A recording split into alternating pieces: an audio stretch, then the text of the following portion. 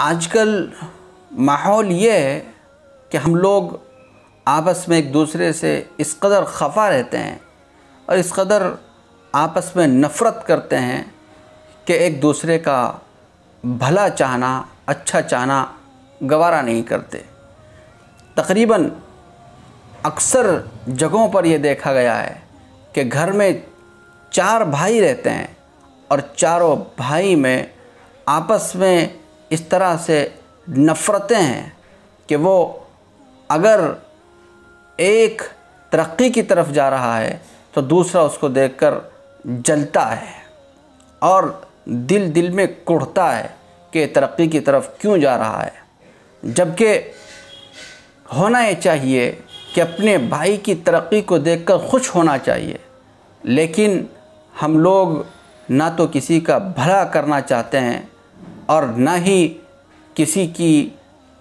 तरक्की को देखकर खुश होना चाहते हैं। कम से कम होना ये चाहिए कि हम किसी को नुकसान ना पहुंचाएं। हदीस में आता है, नबी पाक अलैहिस्सलातु वस्सलाम ने इरशाद फरमाया, अल मुस्लिमु मन सलिमल मुस्लिमून मिन लिसानिही व यदिही। कामिल मुकम्मल मुसलमान वो है जिसकी ज़बान से, जिसके हाथ से किसी को तकलीफ़ ना पहुँचे। और से शुर्राह हदीस इस हदीस की तशरीह में लिखते हैं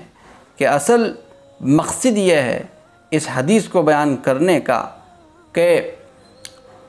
कामिल मुकम्मल मुसलमान वो है जिसके किसी भी अमल से किसी को तकलीफ़ ना पहुँचे।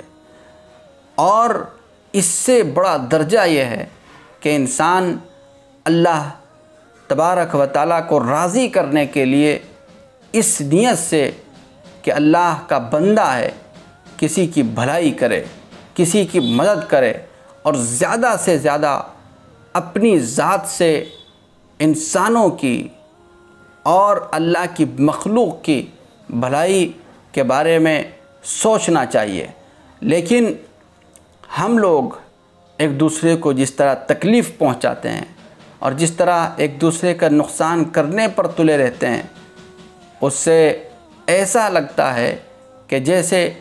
ये ज़मीन पर इंसान नहीं बल्कि कोई और मखलूक बसती है। जबकि इंसान को अल्लाह तबारक व तआला ने